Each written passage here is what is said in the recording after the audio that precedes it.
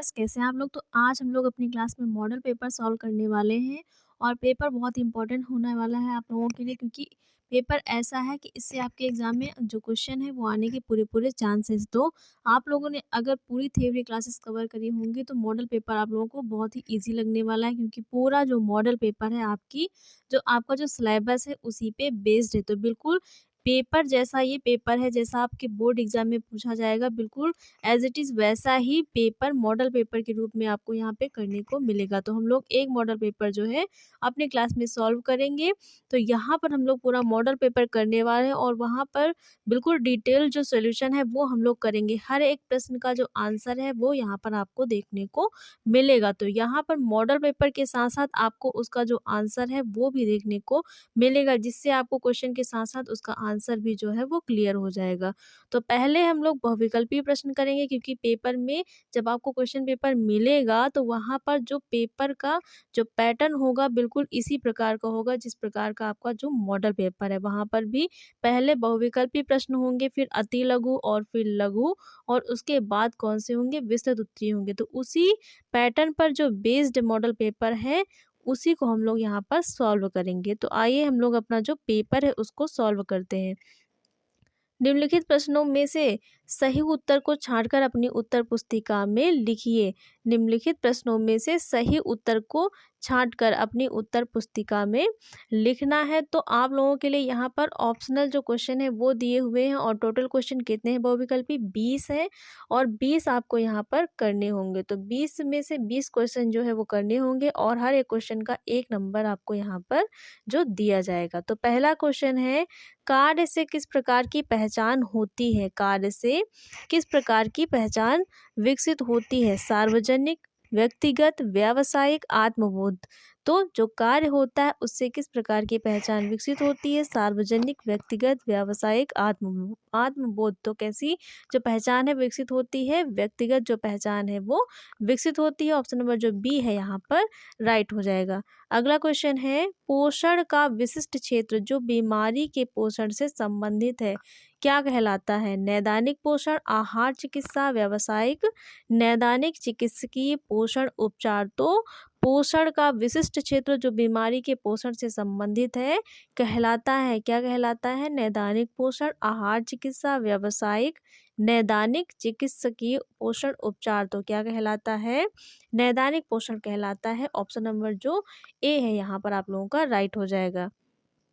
अगला क्वेश्चन है, किसका लक्ष्य अल्प पोषण एवं अति पोषण दोनों की रोकथाम करना है? तो किसका लक्ष्य अल्प पोषण एवं अति पोषण दोनों की रोकथाम करना है? किसका लक्ष्य है? सहकारिता एवं स्वास्थ्य का, जन पोषण एवं स्वास्थ्य का, सामाजिक विकास एवं पोषण का, स्वास्थ्य एवं मूलभूत सुविधा का। तो किसका लक्ष्य अल्प पोषण एवं अति पोषण दोनों की रोकथाम करना है?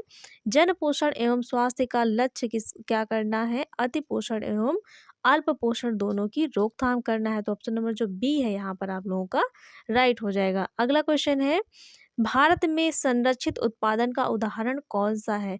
भारत में संरक्षित उत्पादन का उदाहरण कौन सा है? अचार, मुरब्बा, ए और बी दोनों, इनमें से कोई नहीं। तो भारत में संरक्षित जो है संरक्षित उत्पाद का उदाहरण कौन सा है? इसमें अचार, मुरब्बा, ए और बी दोनों, इनमें से कोई नहीं। तो कौन सा उदाहरण है?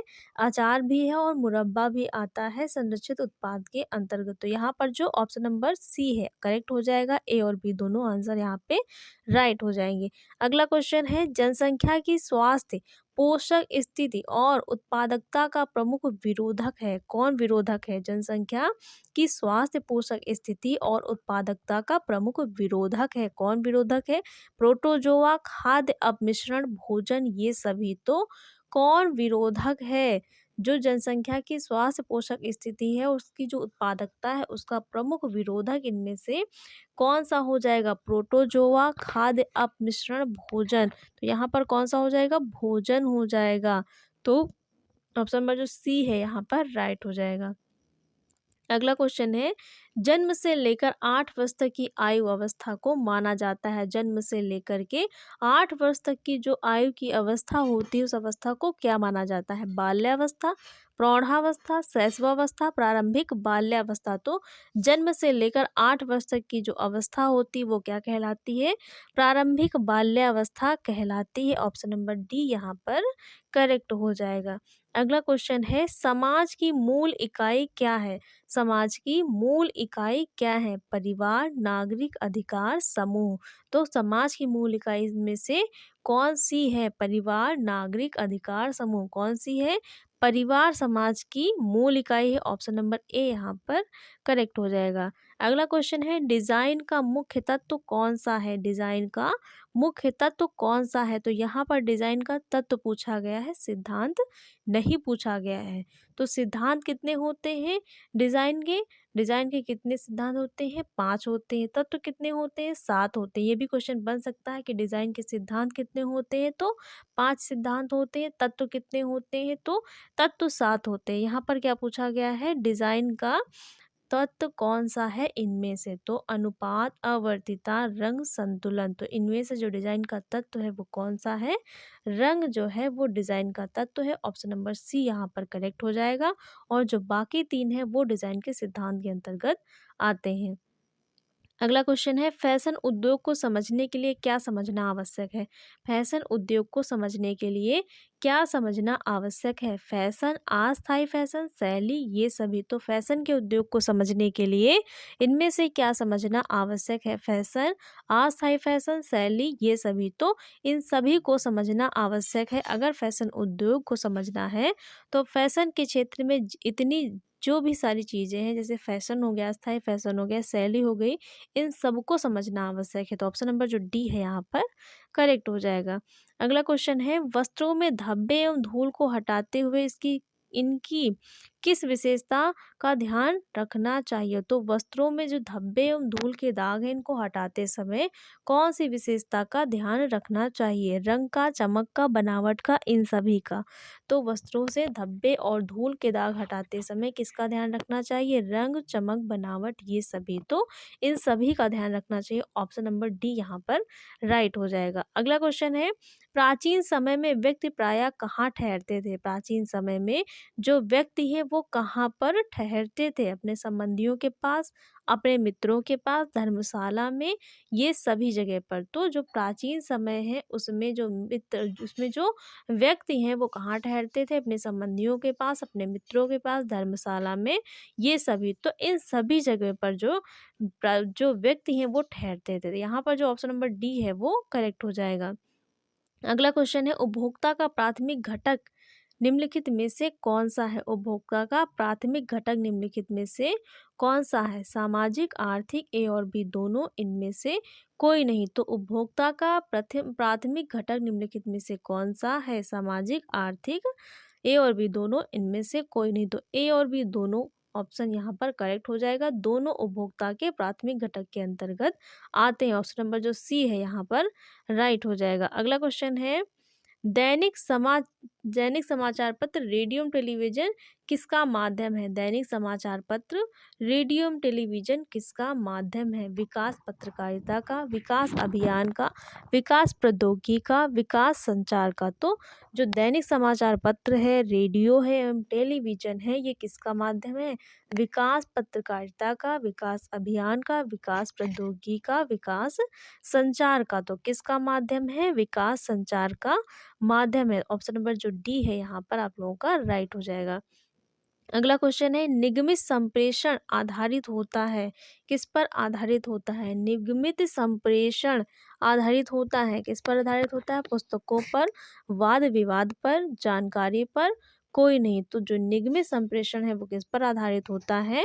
जानकारी पर आधारित होता है। ऑप्शन नंबर सी यहाँ पर करेक्ट हो जाएगा। अगला क्वेश्चन है, संचार के मुद्रण माध्यम का उदाहरण है, मतलब संचार का जो मुद्रण माध्यम है, इनमें से कौन सा संचार के मुद्रण माध्यम का उदाहरण है? रेडियो, टेलीविजन, समाचार पत्र, कंप्यूटर। तो संचार के मुद्रण का मतलब होता है छपित माध्यम का उदाहरण, मतलब ऐसी चीज जो प्रिंटेबल फॉर्म में होगी, प्रिंटेबल रूप में होगी वो इनमें से कौन सी है? रेडियो, टेलीविज़न, समाचार पत्र, कंप्यूटर। तो कौन सा है? समाचार जो पत्र है वो मुद्रण माध्यम का उदाहरण है।